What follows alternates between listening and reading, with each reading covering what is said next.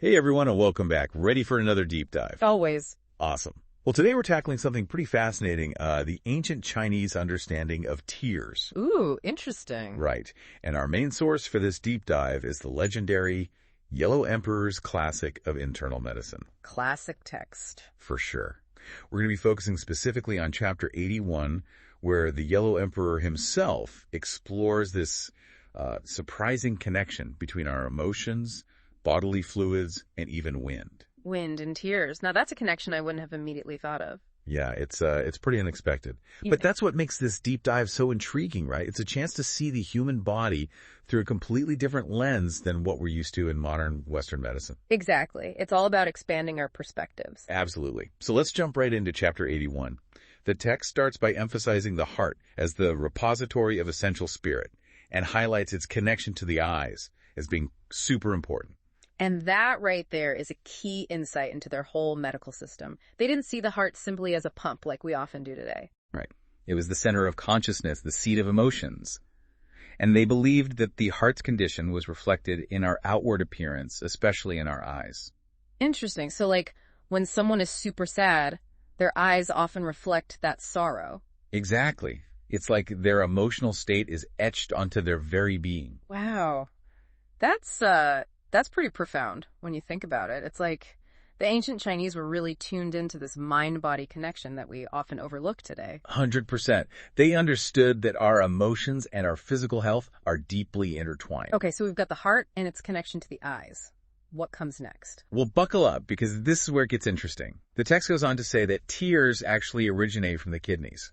Wait, hold on. Tears from the kidneys? How did they come to that conclusion? Okay, so follow their logic here. Tears are made of water. Okay, yeah. And water is stored in the kidneys. Makes sense. And the kidneys, they believed, house this special essence called extreme yin. Extreme yin. Yeah, it's basically the foundation of our life force, our vital energy.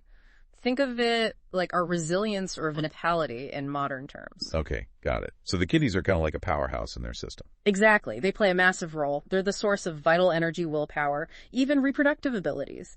And this idea of the kidneys controlling bodily fluids like tears, it fits perfectly within their holistic view of the body. I'm starting to see how it all ties together. Yeah. So we've got kidneys, willpower, tears. Is the text suggesting there's a link between our willpower and our ability to cry? You're picking up on it. They specifically connect willpower, what they call zijai, with water. In grief, they believed affects both willpower and spirit, or shen, which is associated with fire. Remember, balance is key here. Okay, so we have water representing willpower and fire representing spirit. And when grief disrupts, both tears flow. Fascinating. But wait, there's more, right? The text compares tears to, and get this, nasal discharge. I know, right? It's like a strange comparison at first. Totally. Why would they link those two things together? Well, remember, they didn't have the same anatomical understanding that we do today.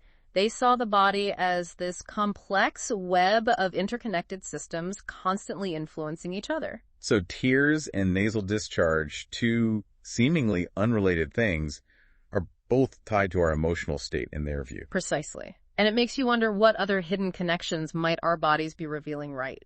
For sure. Yeah. It's like we're just scratching the surface of understanding how our emotions and our physical bodies are linked. Exactly. And that's what makes diving into these ancient texts so fascinating.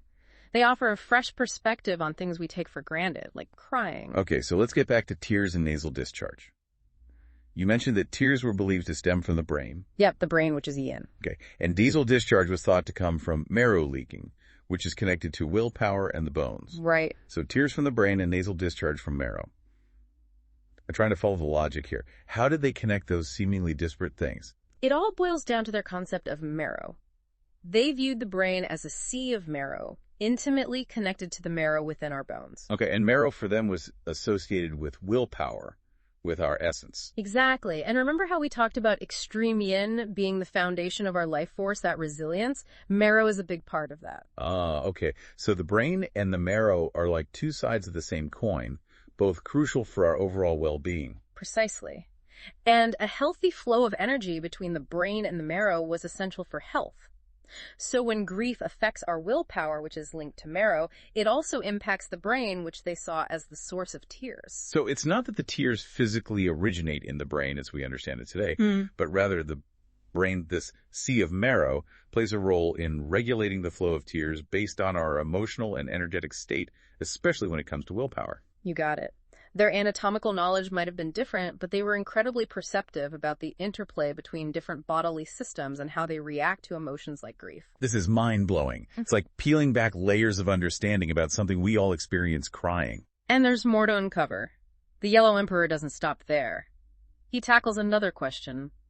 What about those times when we cry, but no tears come out? Ooh, that's a good one. Does the text say anything about crying without tears? Is it like fake crying or something? That's exactly what we'll dive into next. The Yellow Emperor has some strong opinions about crying without tears and what it reveals about true sorrow. Stay tuned. Welcome back. Before we get to the Yellow Emperor's thoughts on crying without tears, let's do a quick recap. We've been exploring how the ancient Chinese viewed tears, right? Right. Like they're more than just salty water. Exactly. They're like a window into our inner world. And that whole connection to willpower and Shen and this balance of yin and yang within us. Yes. They saw tears as this delicate dance between our emotions and our vital energies. And I love how they connected it to the natural world with that fire, wind, and rain analogy. It's a beautiful way to illustrate the interconnectedness of everything. It really is. But you know what really got me thinking is this idea of crying without tears, meaning you're not truly sorrowful. That's a powerful statement, isn't it? It makes you question the authenticity of your own emotional expression. It does. Like, are we really embracing and processing our grief, or are we holding back somehow? Exactly. And the text seems to suggest that there are times when we might be blocking those tears from flowing. I could totally relate to that. Like, there have been times when I felt like I should be crying, but just couldn't. Almost like I was stuck. And that's what the text is getting at. Remember, they believe that for true tears to flow, both willpower, water, and spirit, fire, needed to be moved by grief. Right. If one of those elements is missing or suppressed, it can hinder the process. Exactly. It's like a dam blocking the flow of water. Okay, so we've got water representing willpower and fire representing Shen. Can you remind me what exactly Shen is again? Of course. Shen is this vital life force that resides in the heart.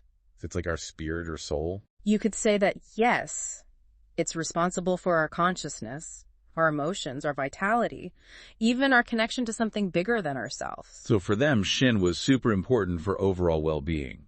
Absolutely. They believed that for us to be truly healthy, both physically and emotionally, our Shen needed to be strong and balanced. Okay, that makes sense. Yeah. So how does this tie back into the idea of tears? Well, remember what the Yellow Emperor said.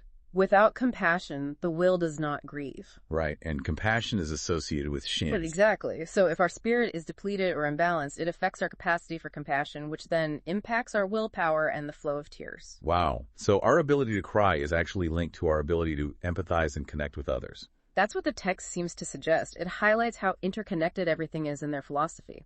Emotions, physical sensations, spiritual well-being, they're all inseparable parts of a unified whole. That's a beautiful way to look at it. Yeah. So we've talked about the kidneys, Shen. Yeah. What about the brain? I mean, tears come from our eyes, which are connected to the brain, right? Right. You're right. The brain does play a role, but not necessarily in the way we might think. Okay, I'm listening. Remember, the text states that tears originate from the brain, which belongs to yin, but it also links nasal discharge to marrow leaking from the bones, which is connected to willpower. Okay, so tears from the brain, which is yin, and nasal discharge from marrow, which is tied to willpower. Honestly, I'm having trouble grasping the connection here. It's a bit complex, I know, but let's unpack it. In ancient Chinese medicine, the brain was seen as a sea of marrow. A sea of marrow. Yeah. They believed it was intimately connected to the marrow in our bones, which they associated with willpower and essence. Ah, okay. So the brain and marrow are almost like two sides of the same coin. Precisely. Both are crucial for willpower and well-being. And they believed that a healthy flow of energy between the brain and marrow was vital. So when grief affects our willpower, which is linked to marrow, it also impacts the brain, which they saw as the source of tears. So it's not that tears physically come from the brain, as we understand it today, but rather that the brain, this sea of marrow, plays a role in regulating the flow of tears based on our emotional and energetic state. Exactly. They might not have had the same anatomical knowledge as us, but their insights into the mind-body connection were incredibly profound. This whole conversation is making me rethink what I thought I knew about crying. So if the ancient Chinese saw tears as more than just a physical response, What did they actually represent to them? For them, tears were a sign of true emotional engagement. It meant that our spirit and willpower were being moved by something deeply meaningful. So it's not about being weak or overly sensitive. Not at all. In their view, tears were a sign of strength, a testament to our capacity to feel deeply and authentically. And if we couldn't cry, it wasn't necessarily because we were being fake. It might have been because something was blocking that flow of energy. Exactly. There could be a blockage preventing our true sorrow from being expressed. This is so fascinating. It's like we're uncovering a whole new language of emotions. And that's the beauty of diving into these ancient texts. They challenge our assumptions and broaden our understanding of ourselves. Speaking of broadening our understanding, what about that connection between wind exposure and excessive tearing? That one seems a bit random. Right. But it makes sense when you consider how they viewed the body as a microcosm of the natural world. They saw wind as a force that could disrupt the balance of ki in the body. Okay, so wind can create imbalance. But how does that lead to tears? Well, think about it. Wind in nature can fan the flames of a fire, right? Yeah, it can make a fire grow stronger. Exactly. They believed that wind, when it enters the body, could cause yang energy, the fire, to retreat inwards to protect the body's essence. And this inward burning sensation would then lead to tears. Interesting. It's like the body is trying to put out the fire with tears. Exactly. It's a fascinating example of how they saw this deep connection between the natural world and the human body. So the same way that fire creates wind in nature, which then brings rain, a similar process happens within us. That's their philosophy in a nutshell. The human body is a microcosm of the universe subject to the same forces and cycles. This is blowing my mind. We've learned about the heart, kidneys, shen, the brain as a sea of marrow, willpower, wind, and now this. What else does the Yellow Emperor have to say about tears? Well, there's one more fascinating concept he explores. The idea that certain types of tears, specifically those produced during intense emotional experiences like grief, can actually be beneficial for our health. Wait, really? Like tears can be healing? That's what the text suggests. It's like our body's own natural medicine. I've got to hear more about this. Tell me everything. Welcome back to our deep dive into the mysteries of tears through the lens of ancient Chinese medicine. It's been quite a journey, hasn't it? Unveiling all these hidden connections between our emotions, willpower, and the elements. It really has. And we left off on this fascinating idea of healing tears. You're about to tell us how the Yellow Emperor viewed certain types of tears as actually beneficial for our health. Right. The text suggests that tears shed during profound emotional experiences, especially grief, can have this cleansing effect on both body and spirit. So it's not just an emotional release, but a physical one too. Exactly. They saw it as a way for the body to purge itself of pent-up emotions and restore balance. Wow, that's pretty amazing.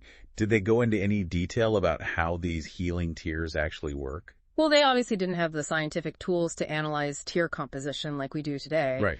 But they did observe that these emotionally charged tears seem to have a different quality. They described them as being thicker, almost like a release of pent-up energy. That makes sense. It's like when we say we need a good cry after going through something tough. It's like our body knows that releasing those tears can be cathartic. Exactly. And the Yellow Emperor seemed to agree. He believed that suppressing those tears could actually be harmful to our health, leading to blockages and imbalances in our energy flow.